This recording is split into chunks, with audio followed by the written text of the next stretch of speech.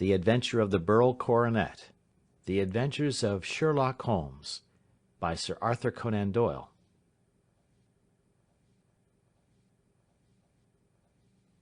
"Holmes," said I, as I stood one morning in our bow window looking down the street, "here is a madman coming along. It seems rather sad that his relatives should allow him to come out alone." My friend rose lazily from his armchair and stood with his hands in the pockets of his dressing-gown, looking over my shoulder. It was a bright, crisp February morning, and the snow of the day before still lay deep upon the ground, shimmering brightly in the wintry sun. Down the centre of Baker Street it had been ploughed into a brown crumbly band by the traffic, but at either side and on the heaped-up edges of the footpaths it still lay as white as when it fell. The grey pavement had been cleaned and scraped, but was still dangerously slippery, so that there were fewer passengers than usual. Indeed, from the direction of the Metropolitan Station no one was coming save the single gentleman whose eccentric conduct had drawn my attention.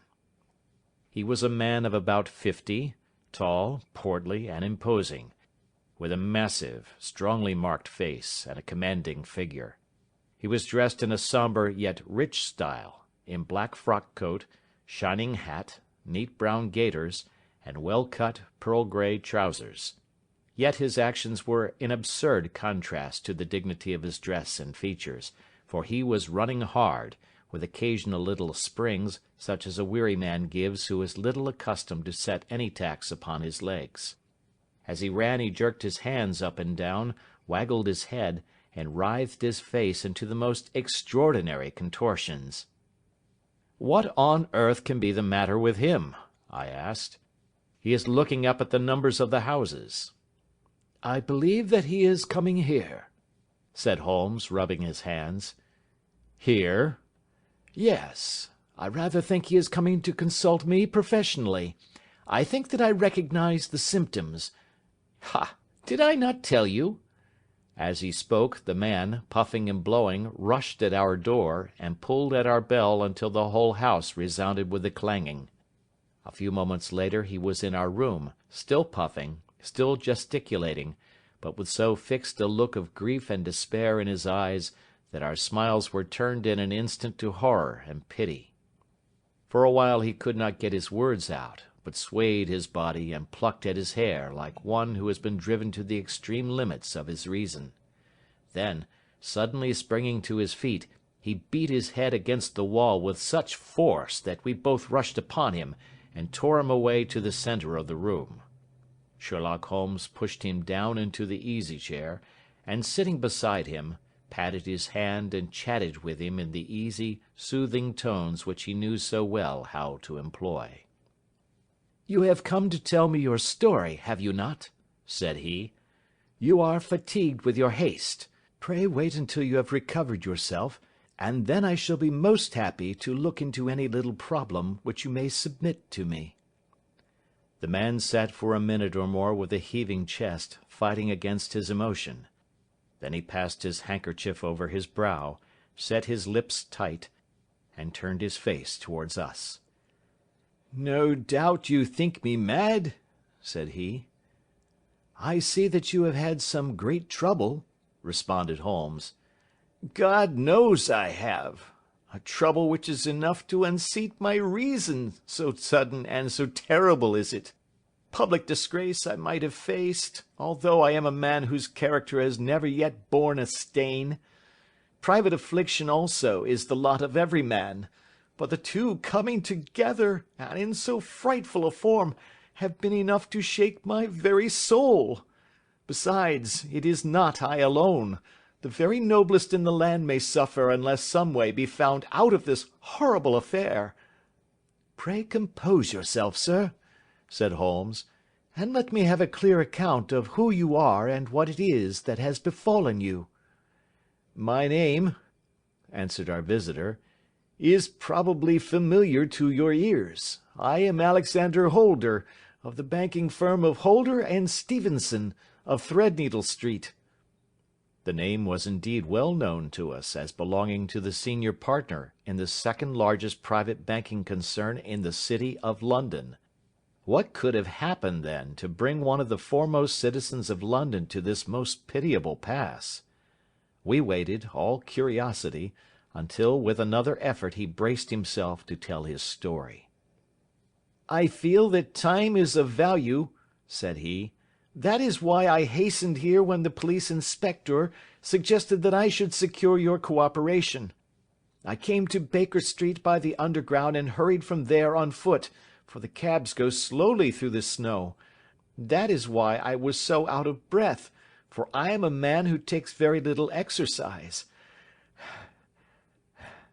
I feel better now, and I will put the facts before you as shortly and yet as clearly as I can. It is, of course, well known to you that in a successful banking business as much depends upon our being able to find remunerative investments for our funds as upon our increasing our connection and the number of our depositors.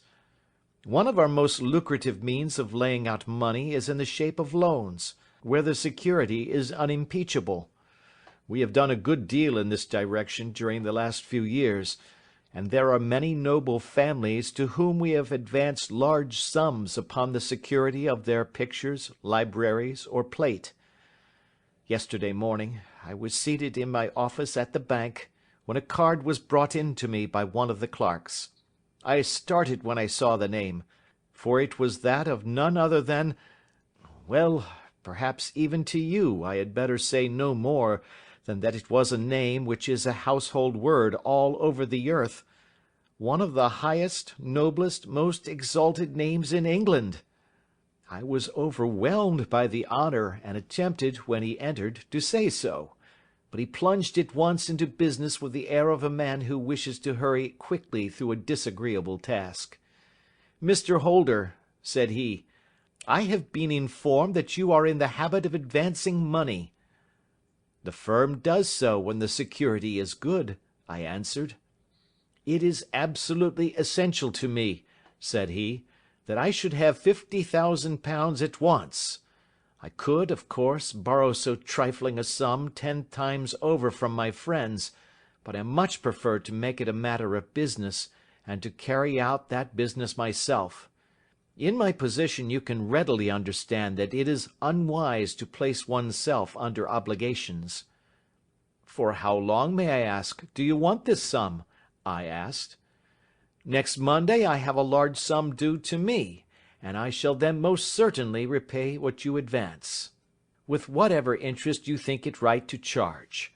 But it is very essential to me that the money should be paid at once." "I should be happy to advance it without further parley from my own private purse," said I, "were it not that the strain would be rather more than it could bear. If, on the other hand, I am to do it in the name of the firm, then in justice to my partner I must insist that, even in your case, every businesslike precaution should be taken."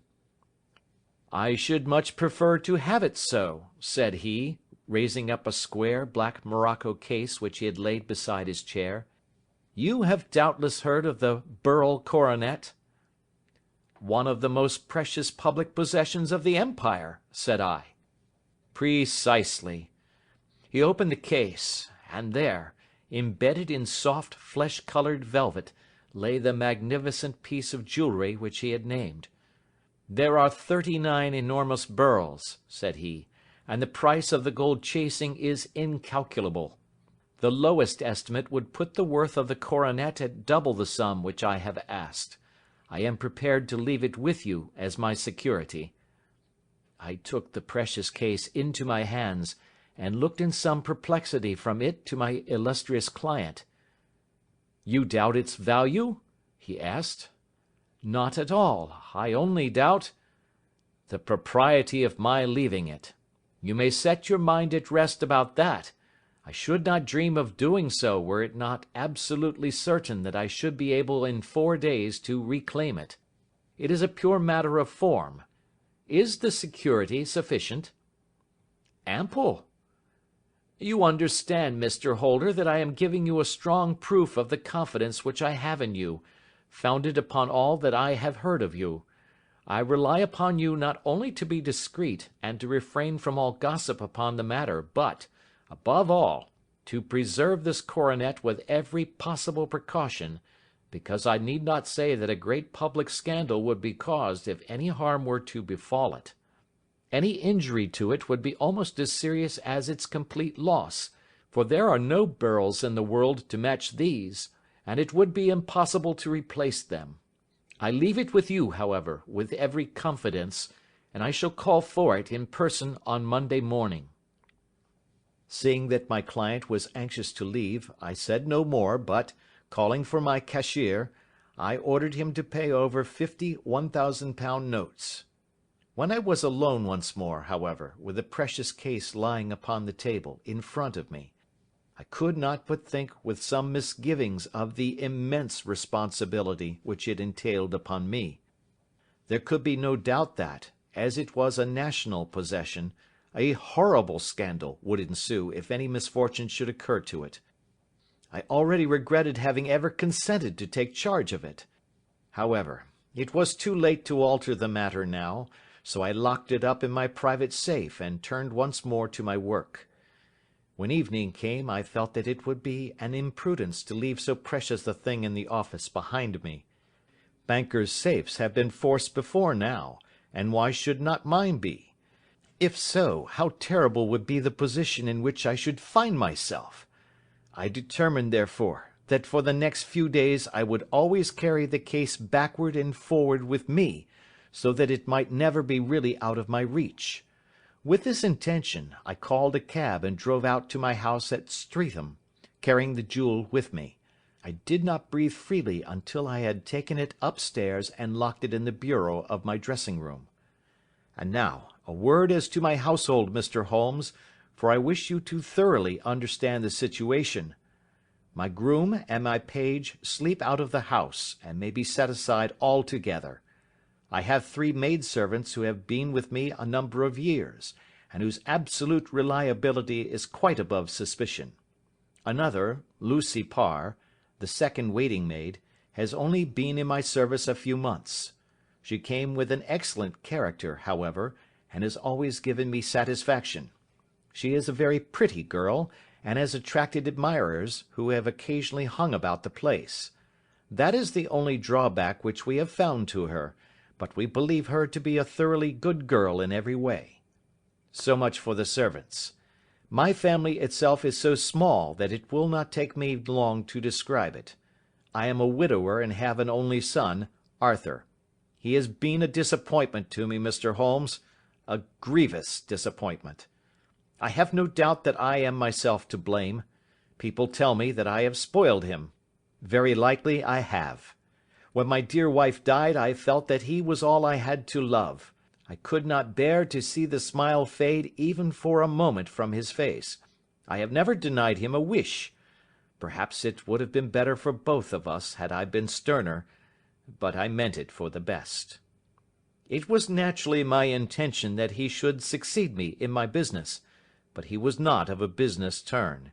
He was wild, wayward, and, to speak the truth, I could not trust him in the handling of large sums of money.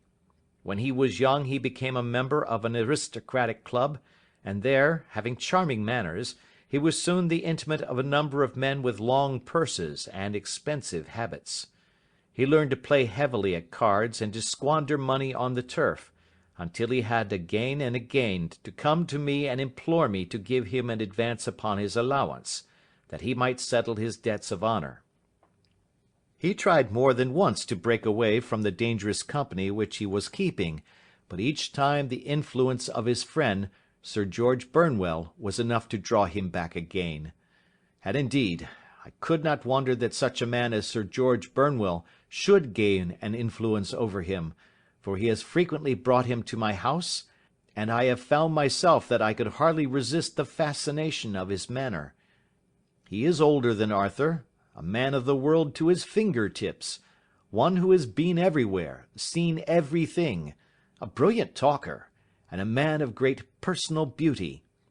Yet when I think of him in cold blood, far away from the glamour of his presence, I am convinced from his cynical speech and the look which I have caught in his eyes, that he is one who should be deeply distrusted.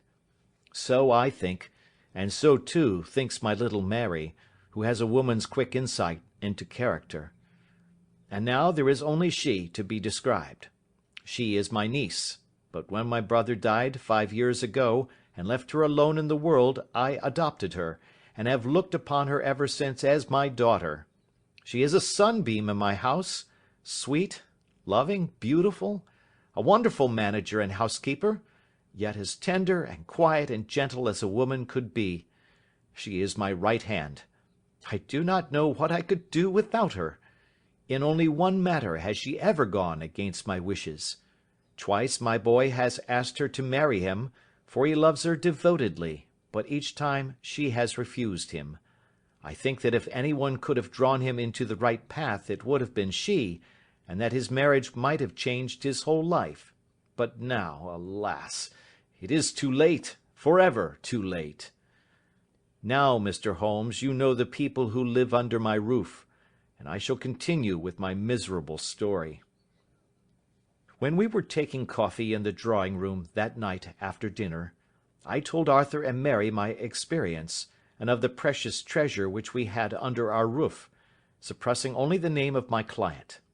Lucy Parr, who had brought in the coffee, had, I am sure, left the room, but I cannot swear that the door was closed. Mary and Arthur were much interested and wished to see the famous coronet, but I thought it better not to disturb it. "Where have you put it?" asked Arthur.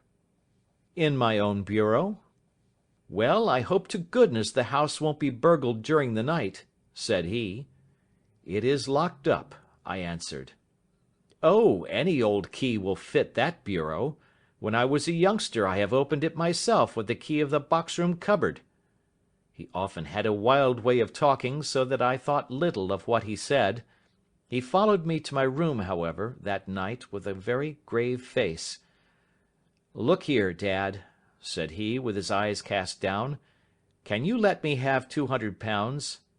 "No, I cannot," I answered sharply. "I have been far too generous with you in money matters." "You have been very kind," said he, "but I must have this money, or else I can never show my face inside the club again." "And a very good thing too," I cried.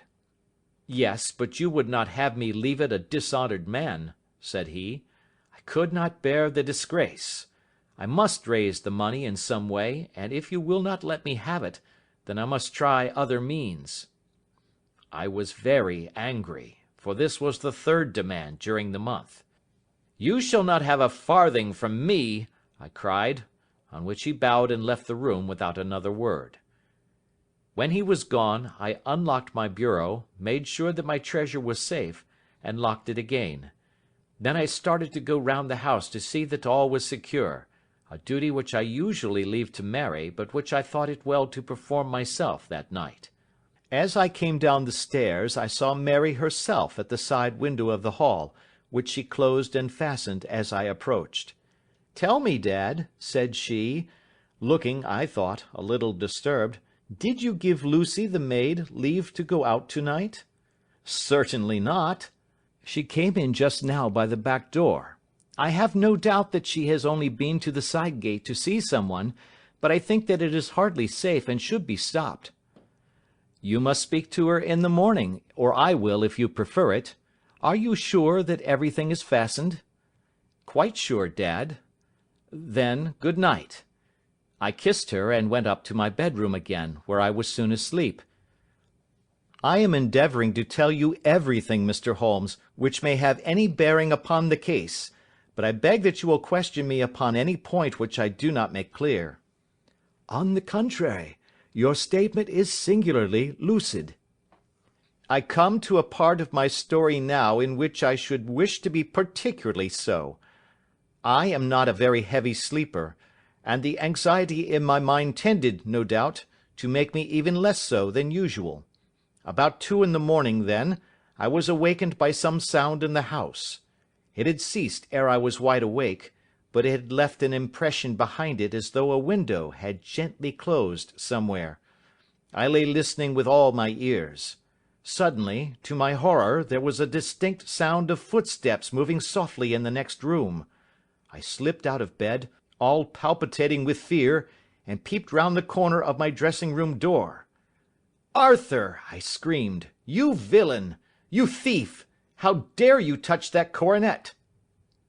The gas was half up, as I had left it, and my unhappy boy, dressed only in his shirt and trousers, was standing beside the light, holding the coronet in his hands. He appeared to be wrenching at it, or bending it with all his strength.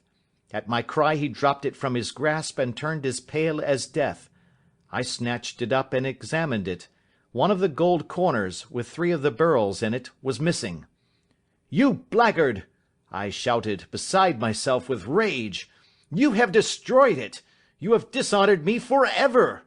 Where are the jewels which you have stolen?" "Stolen?" he cried. "Yes, thief!" I roared, shaking him by the shoulder. "There are none missing. There cannot be any missing," said he. "There are 3 missing, and you know where they are. Must I call you a liar as well as a thief? Did I not see you trying to tear off another piece?" "You have called me names enough," said he. "I will not stand it any longer. I shall not say another word about this business, since you have chosen to insult me. I will leave your house in the morning, and make my own way in the world." "You shall leave it in the hands of the police!" I cried, half mad with grief and rage. "I shall have this matter probed to the bottom." "You shall learn nothing from me," said he, with a passion such as I should not have thought was in his nature. "If you choose to call the police, let the police find what they can." By this time the whole house was astir, for I had raised my voice in my anger. Mary was the first to rush into my room, and, at the sight of the coronet and of Arthur's face, she read the whole story, and, with a scream, fell down senseless on the ground. I sent the housemaid for the police, and put the investigation into their hands at once. When the inspector and a constable entered the house, Arthur, who had stood sullenly with his arms folded, asked me whether it was my intention to charge him with theft. I answered that it had ceased to be a private matter, but had become a public one, since the ruined coronet was national property. I was determined that the law should have its way in everything. "At least," said he, "you will not have me arrested at once. It would be to your advantage as well as mine if I might leave the house for 5 minutes." "That you may get away, and perhaps that you may conceal what you have stolen," said I. And then, realizing the dreadful position in which I was placed, I implored him to remember that not only my honour but that of one who was far greater than I was at stake, and that he threatened to raise a scandal which would convulse the nation. He might avert it all if he would but tell me what he had done with the 3 missing stones. "You may as well face the matter," said I. "You have been caught in the act, and no confession could make your guilt more heinous. If you but make such reparation as is in your power, by telling us where the beryls are, all shall be forgiven and forgotten." "Keep your forgiveness for those who ask for it," he answered, turning away from me with a sneer. I saw that he was too hardened for any words of mine to influence him. There was but one way for it. I called in the inspector and gave him into custody. A search was made at once, not only of his person but of his room, and of every portion of the house where he could possibly have concealed the gems, but no trace of them could be found, nor would the wretched boy open his mouth for all our persuasions and our threats. This morning he was removed to a cell, and I, after going through all the police formalities, have hurried round to you to implore you to use your skill in unravelling the matter. The police have openly confessed that they can at present make nothing of it. You may go to any expense which you think necessary. I have already offered a reward of £1,000. My God, what shall I do? I have lost my honour, my gems, and my son in one night. Oh, what shall I do?" He put a hand on either side of his head, and rocked himself to and fro, droning to himself like a child whose grief has got beyond words. Sherlock Holmes sat silent for some few minutes, with his brows knitted, and his eyes fixed upon the fire. "Do you receive much company?" he asked. None save my partner with his family, and an occasional friend of Arthur's. Sir George Burnwell has been several times lately. No one else, I think." "Do you go out much in society?" "Arthur does. Mary and I stay at home. We neither of us care for it." "That is unusual in a young girl." "She is of a quiet nature. Besides, she is not so very young. She is 24. "This matter, from what you say, seems to have been a shock to her also." "Terrible! She is even more affected than I." "You have neither of you any doubt as to your son's guilt?" "How can we have, when I saw him with my own eyes with the coronet in his hands?" "I hardly consider that a conclusive proof. Was the remainder of the coronet at all injured?" "Yes, it was twisted." "Do you not think, then, that he might have been trying to straighten it?" "God bless you! You are doing what you can for him and for me. But it is too heavy a task. What was he doing there at all? If his purpose were innocent, why did he not say so?" "Precisely. And if it were guilty, why did he not invent a lie? His silence appears to me to cut both ways. There are several singular points about the case. What did the police think of the noise which awoke you from your sleep?" "They considered that it might be caused by Arthur's closing his bedroom door." "A likely story. As if a man bent on felony would slam his door so as to wake a household. What did they say then of the disappearance of these gems?" "They are still sounding the planking and probing the furniture in the hope of finding them." "Have they thought of looking outside the house?" "Yes, they have shown extraordinary energy. The whole garden has already been minutely examined." "Now, my dear sir," said Holmes, "is it not obvious to you now that this matter really strikes very much deeper than either you or the police were at first inclined to think? It appeared to you to be a simple case. To me, it seems exceedingly complex. Consider what is involved by your theory. You suppose that your son came down from his bed, went, at great risk, to your dressing-room, opened your bureau, took out your coronet, broke off by main force a small portion of it, went to some other place, concealed 3 gems out of the 39, with such skill that nobody can find them, and then returned with the other 36 into the room in which he exposed himself to the greatest danger of being discovered. I ask you now, is such a theory tenable?" "But what other is there?" cried the banker, with a gesture of despair. "If his motives were innocent, why does he not explain them?" "It is our task to find that out," replied Holmes. "So now, if you please, Mr. Holder, we will set off for Streatham together, and devote an hour to glancing a little more closely into details." My friend insisted upon my accompanying them in their expedition, which I was eager enough to do, for my curiosity and sympathy were deeply stirred by the story to which we had listened. I confess that the guilt of the banker's son appeared to me to be as obvious as it did to his unhappy father, but still I had such faith in Holmes's judgment that I felt there must be some grounds for hope, as long as he was dissatisfied with the accepted explanation.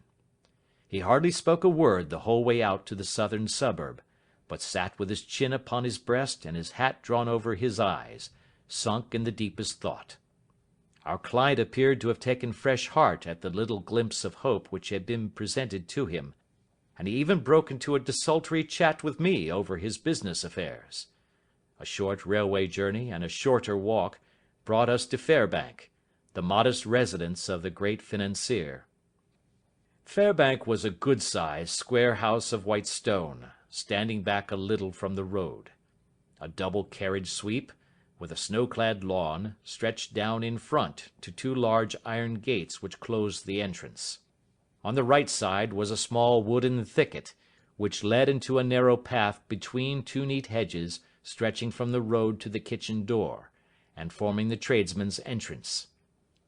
On the left ran a lane which led to the stables, and was not itself within the grounds at all, being a public, though little used, thoroughfare. Holmes left us standing at the door, and walked slowly all round the house, across the front, down the tradesmen's path, and so round by the garden behind into the stable lane. So long was he that Mr. Holder and I went into the dining-room and waited by the fire until he should return. We were sitting there in silence when the door opened, and a young lady came in. She was rather above the middle height, slim, with dark hair and eyes, which seemed the darker against the absolute pallor of her skin. I do not think that I have ever seen such deadly paleness in a woman's face. Her lips, too, were bloodless, but her eyes were flushed with crying. As she swept silently into the room, she impressed me with a greater sense of grief than the banker had done in the morning, and it was the more striking in her as she was evidently a woman of strong character, with immense capacity for self-restraint. Disregarding my presence, she went straight to her uncle and passed her hand over his head with a sweet womanly caress. "You have given orders that Arthur should be liberated, have you not, Dad?" she asked. "No, no, my girl, the matter must be probed to the bottom." "But I am so sure that he is innocent. You know what women's instincts are.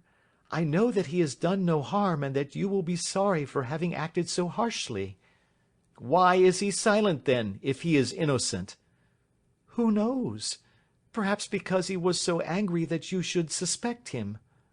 "How could I help suspecting him, when I actually saw him with the coronet in his hand?"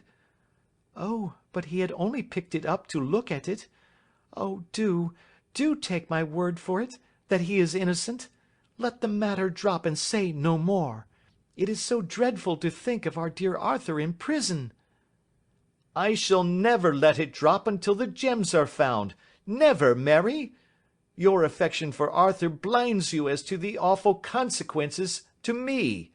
Far from hushing the thing up, I have brought a gentleman down from London to inquire more deeply into it." "This gentleman?" she asked, facing round to me. "No, his friend. He wished us to leave him alone. He is round in the stable lane now." "The stable lane?" She raised her dark eyebrows. "What can he hope to find there? Ah, this, I suppose, is he. I trust, sir, that you will succeed in proving what I feel sure is the truth, that my cousin Arthur is innocent of this crime." "I fully share your opinion, and I trust, with you, that we may prove it," returned Holmes, going back to the mat to knock the snow from his shoes. "I believe I have the honour of addressing Miss Mary Holder. Might I ask you a question or two?" "Pray do, sir, if it may help to clear this horrible affair up." "You heard nothing yourself last night?"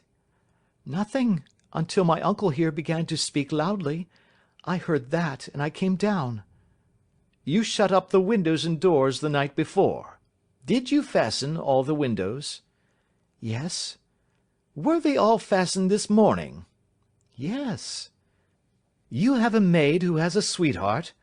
I think that you remarked to your uncle last night that she had been out to see him?" "Yes, and she was the girl who waited in the drawing-room, and who may have heard uncle's remarks about the coronet." "I see. You infer that she may have gone out to tell her sweetheart, and that the two may have planned the robbery." "But what is the good of all these vague theories?" cried the banker impatiently, "when I have told you that I saw Arthur with a coronet in his hands?" "Wait a little, Mr. Holder. We must come back to that. About this girl, Miss Holder. You saw her return by the kitchen door, I presume?" "Yes. When I went to see if the door was fastened for the night, I met her slipping in. I saw the man, too, in the gloom." "Do you know him?" "Oh, yes. He is the greengrocer who brings our vegetables round. His name is Francis Prosper." "He stood," said Holmes, "to the left of the door. That is to say, farther up the path than is necessary to reach the door?" "Yes, he did." "And he is a man with a wooden leg?"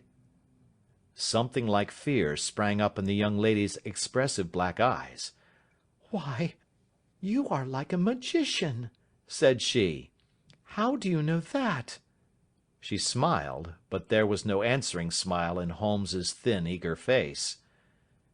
"I should be very glad now to go upstairs," said he. "I shall probably wish to go over the outside of the house again. Perhaps I had better take a look at the lower windows before I go up." He walked swiftly round from one to the other, pausing only at the large one which looked from the hall on to the stable lane. This he opened, and made a very careful examination of the sill with his powerful magnifying lens. "Now we shall go upstairs," said he at last. The banker's dressing-room was a plainly furnished little chamber, with a grey carpet, a large bureau, and a long mirror. Holmes went to the bureau first and looked hard at the lock. "Which key was used to open it?" he asked. "That which my son himself indicated, that of the cupboard of the lumber room." "Have you it here?" "That is it on the dressing table." Sherlock Holmes took it up and opened the bureau. "It is a noiseless lock," said he. "It is no wonder that it did not wake you. This case, I presume, contains the coronet. We must have a look at it." He opened the case, and taking out the diadem, he laid it upon the table. It was a magnificent specimen of the jeweller's art, and the 36 stones were the finest that I have ever seen. At one side of the coronet was a cracked edge, where a corner holding 3 gems had been torn away. "Now, Mr. Holder," said Holmes, "here is the corner which corresponds to that which has been so unfortunately lost. Might I beg that you will break it off?" The banker recoiled in horror. "I should not dream of trying," said he. "Then I will." Holmes immediately bent his strength upon it, but without result. "I feel it give a little," said he, "but, though I am exceptionally strong in the fingers, it would take all my time to break it. An ordinary man could not do it. Now, what do you think would happen if I did break it, Mr. Holder? There would be a noise like a pistol shot. Do you tell me that all this happened within a few yards of your bed, and that you heard nothing of it?" "I do not know what to think. It is all dark to me." "But perhaps it may grow lighter as we go. What do you think, Miss Holder?" "I confess that I still share my uncle's perplexity." "Your son had no shoes or slippers on when you saw him?" "He had nothing on save only his trousers and shirt." "Thank you. We have certainly been favoured with extraordinary luck during this inquiry, and it will be entirely our own fault if we do not succeed in clearing the matter up. With your permission, Mr. Holder, I shall now continue my investigations outside." He went alone at his own request, for he explained that any unnecessary footmarks might make his task more difficult.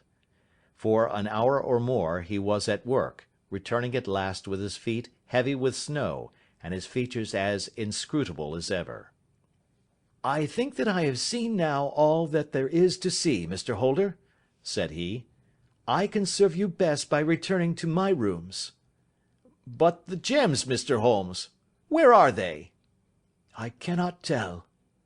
The banker wrung his hands. "I shall never see them again," he cried. "And my son? You give me hopes?" "My opinion is in no way altered." "Then, for God's sake, what was this dark business which was acted in my house last night?" "If you can call upon me at my Baker Street rooms tomorrow morning, between 9 and 10, I shall be happy to do what I can to make it clearer. I understand that you will give me carte blanche to act for you, provided only that I get back the gems, and that you place no limit on the sum I may draw." "I would give my fortune to have them back." "Very good. I shall look into the matter between this and then. Good-bye. It is just possible that I may have to come over here again before evening." It was obvious to me that my companion's mind was now made up about the case, although what his conclusions were was more than I could even dimly imagine. Several times during our homeward journey I endeavoured to sound him upon the point, but he always glided away to some other topic, until at last I gave it over in despair. It was not yet 3 when we found ourselves in our rooms once more. He hurried to his chamber and was down again in a few minutes, dressed as a common loafer. With his collar turned up, his shiny, seedy coat, his red cravat, and his worn boots, he was a perfect sample of the class. "I think that this should do," said he, glancing into the glass above the fireplace. "I only wish that you would come with me, Watson, but I fear that it won't do. I may be on the trail in this matter, or I may be following a will-o'-the-wisp, but I shall soon know which it is. I hope that I may be back in a few hours." He cut a slice of bread from the joint upon the sideboard, sandwiched it between 2 rounds of bread, and thrusting this rude meal into his pocket, he started off upon his expedition. I had just finished my tea when he returned, evidently in excellent spirits, swinging an old elastic-sided boot in his hand. He chucked it down into a corner and helped himself to a cup of tea. "I only looked in as I passed," said he. "I'm going right on." "Where to?" "Oh, to the other side of the West End. It may be some time before I get back. Don't wait up for me in case I should be late." "How are you getting on?" "Oh, so-so. Nothing to complain of. I have been out to Streatham since I saw you last, but I did not call at the house. It is a very sweet little problem, and I would not have missed it for a good deal. However, I must not sit gossiping here, but must get these disreputable clothes off and return to my highly respectable self." I could see by his manner that he had stronger reasons for satisfaction than his words alone would imply. His eyes twinkled, and there was even a touch of colour upon his sallow cheeks. He hastened upstairs, and a few minutes later I heard the slam of the hall door, which told me that he was off once more upon his congenial hunt. I waited until midnight, but there was no sign of his return, so I retired to my room. It was no uncommon thing for him to be away for days and nights on end when he was hot upon a scent, so that his lateness caused me no surprise. I do not know at what hour he came in, but when I came down to breakfast in the morning, there he was, with a cup of coffee in one hand, and the paper in the other, as fresh and trim as possible. "You will excuse my beginning without you, Watson," said he, "but you remember that our client has rather an early appointment this morning." "Why, it is after 9 now," I answered. "I should not be surprised if that were he. I thought I heard a ring." It was, indeed, our friend the financier. I was shocked by the change which had come over him, for his face, which was naturally of a broad and massive mould, was now pinched and fallen in, while his hair seemed to me at least a shade whiter. He entered with a weariness and lethargy which was even more painful than his violence of the morning before, and he dropped heavily into the armchair which I pushed forward for him. "I do not know what I have done to be so severely tried," said he.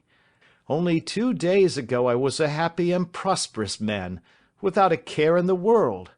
Now I am left to a lonely and dishonoured age. One sorrow comes close upon the heels of another. My niece, Mary, has deserted me." "Deserted you?" "Yes. Her bed this morning had not been slept in. Her room was empty, and a note for me lay upon the hall table. I had said to her last night, in sorrow and not in anger, that if she had married my boy all might have been well with him. Perhaps it was thoughtless of me to say so. It is to that remark that she refers in this note. My dearest uncle, I feel that I have brought trouble upon you, and that if I had acted differently this terrible misfortune might never have occurred. I cannot, with this thought in my mind, ever again be happy under your roof, and I feel that I must leave you forever. Do not worry about my future, for that is provided for, and above all, do not search for me, for it will be fruitless labour and an ill service to me. In life or in death, I am ever your loving Mary. What could she mean by that note, Mr. Holmes? Do you think it points to suicide? No, no, nothing of the kind. It is perhaps the best possible solution. I trust, Mr. Holder, that you are nearing the end of your troubles. Ha! You say so. You have heard something, Mr. Holmes? You have learned something. Where are the gems? You would not think £1,000 apiece an excessive sum for them? I would pay 10. That would be unnecessary. 3,000 will cover the matter. And there is a little reward, I fancy. Have you your cheque-book? Here is a pen. Better make it out for £4,000. With a dazed face, the banker made out the required cheque. Holmes walked over to his desk, took out a little triangular piece of gold with 3 gems in it, and threw it down upon the table. With a shriek of joy, our client clutched it up. "You have it!" he gasped. "I am saved! I am saved!" The reaction of joy was as passionate as his grief had been, and he hugged his recovered gems to his bosom. "There is one other thing you owe, Mr. Holder," said Sherlock Holmes rather sternly. "Oh!" He caught up a pen. "Name the sum, and I will pay it." "No, the debt is not to me. You owe a very humble apology to that noble lad, your son, who has carried himself in this matter as I should be proud to see my own son do, should I ever chance to have one." "Then it was not Arthur who took them?" "I told you yesterday, and I repeat today, that it was not." "You are sure of it? Then let us hurry to him at once to let him know that the truth is known." "He knows it already. When I had cleared it all up I had an interview with him, and finding that he would not tell me the story, I told it to him, on which he had to confess that I was right, and to add the very few details which were not yet quite clear to me. Your news of this morning, however, may open his lips." "For heaven's sake, tell me, then, what is this extraordinary mystery?" "I will do so, and I will show you the steps by which I reached it. And let me say to you first, that which is hardest for me to say, and for you to hear. There has been an understanding between Sir George Burnwell and your niece Mary. They have now fled together." "My Mary? Impossible!" "It is unfortunately more than possible, it is certain.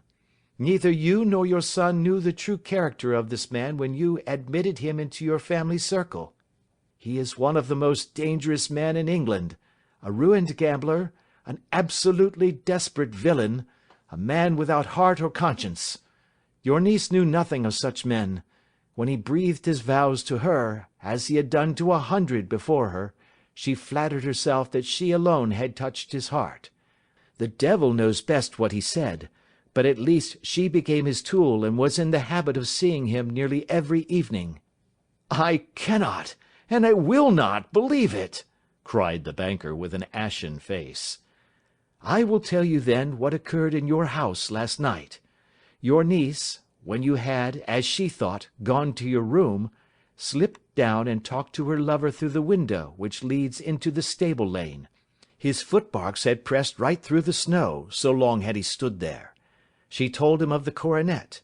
His wicked lust for gold kindled at the news, and he bent her to his will. I have no doubt that she loved you, but there are women in whom the love of a lover extinguishes all other loves, and I think that she must have been one.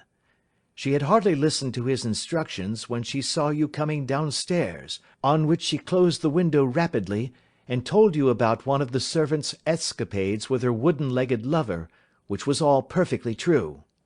Your boy, Arthur, went to bed after his interview with you, but he slept badly, on account of his uneasiness about his club debts. In the middle of the night, he heard a soft tread pass his door, so he rose, and looking out, was surprised to see his cousin walking very stealthily along the passage, until she disappeared into your dressing-room.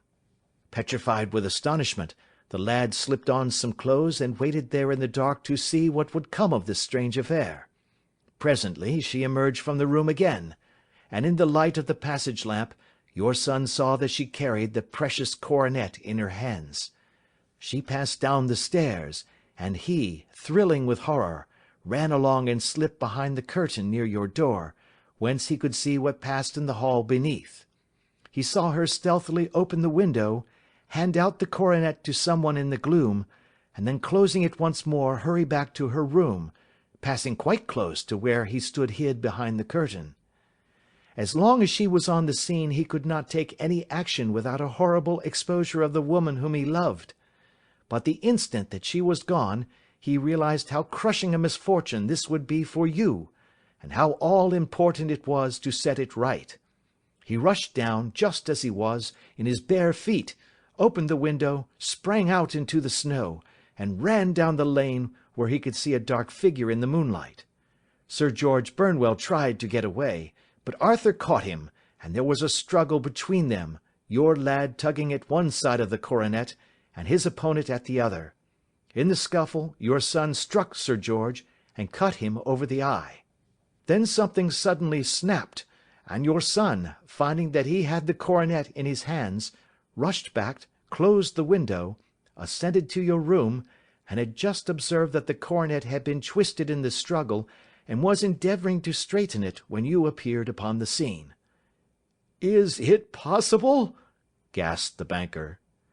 "You then roused his anger by calling him names at a moment when he felt that he had deserved your warmest thanks.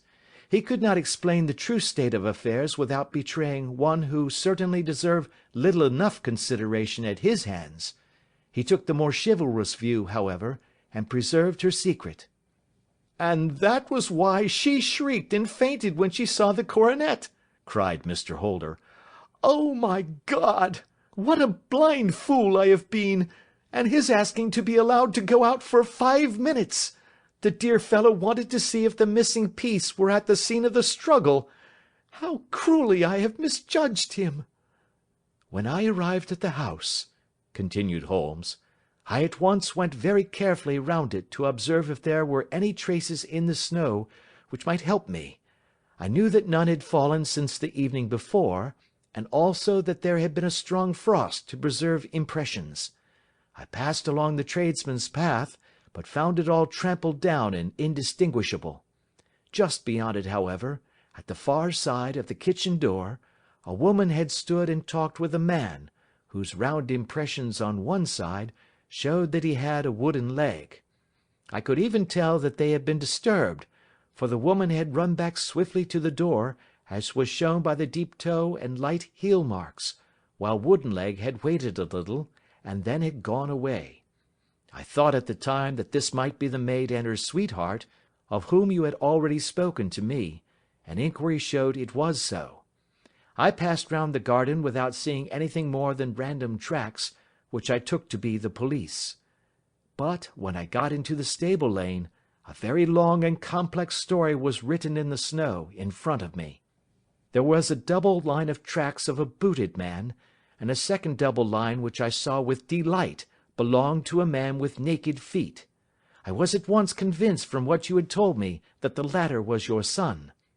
The first had walked both ways, but the other had run swiftly, and as his tread was marked in places over the depression of the boot, it was obvious that he had passed after the other. I followed them up, and found they led to the hall window, where Boots had worn all the snow away while waiting. Then I walked to the other end, which was 100 yards or more down the lane.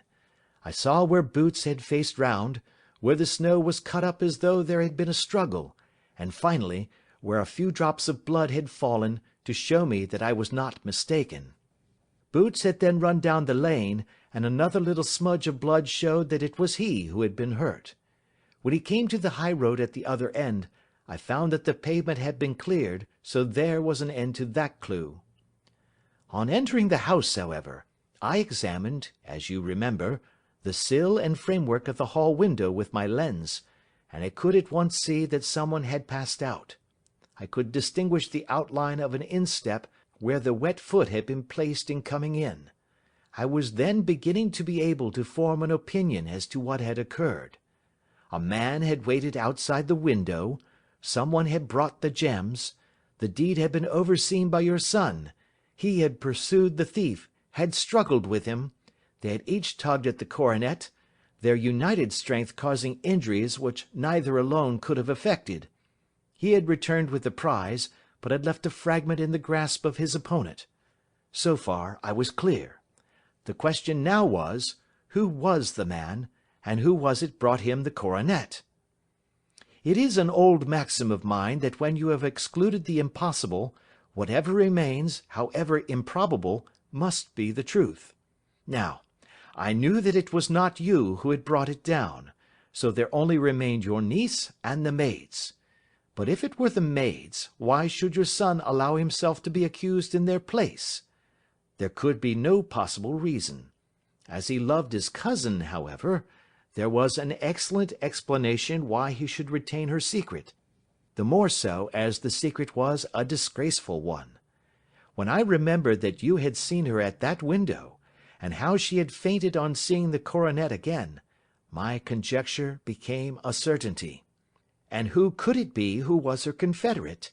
A lover, evidently, for who else could outweigh the love and gratitude which she must feel to you? I knew that you went out little, and that your circle of friends was a very limited one, but among them was Sir George Burnwell. I had heard of him before as being a man of evil reputation among women. It must have been he who wore those boots and retained the missing gems. Even though he knew that Arthur had discovered him, he might still flatter himself that he was safe, for the lad could not say a word without compromising his own family. Well, your own good sense will suggest what measures I took next. I went in the shape of a loafer to Sir George's house, managed to pick up an acquaintance with his valet, learned that his master had cut his head the night before, and finally, at the expense of 6 shillings, made all sure by buying a pair of his cast-off shoes. With these I journeyed down to Streatham and saw that they exactly fitted the tracks. "I saw an ill-dressed vagabond in the lane yesterday evening," said Mr. Holder. "Precisely. It was I. I found that I had my man, so I came home and changed my clothes. It was a delicate part which I had to play then, for I saw that a prosecution must be avoided to avert scandal, and I knew that so astute a villain would see that our hands were tied in the matter. I went and saw him. At first, of course, he denied everything, but when I gave him every particular that had occurred, he tried to bluster and took down a life-preserver from the wall. I knew my man, however, and I clapped a pistol to his head before he could strike. Then he became a little more reasonable. I told him that we would give him a price for the stones he held, £1,000 apiece. That brought out the first signs of grief that he had shown. 'Why, dash it all,' said he, 'I've let them go at 600 for the 3.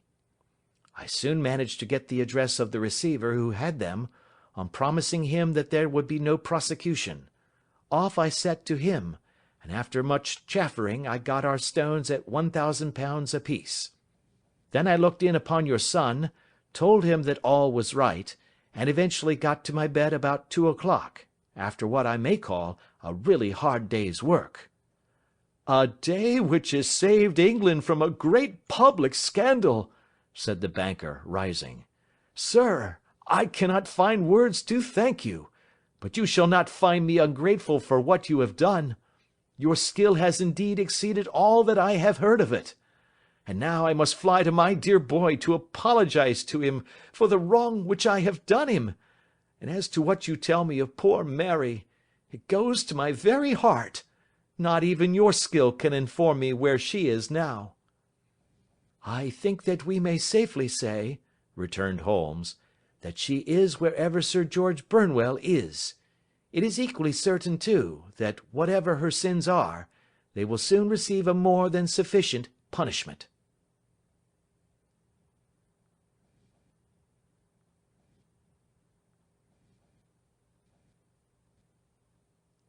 End of The Adventure of the Beryl Coronet by Sir Arthur Conan Doyle.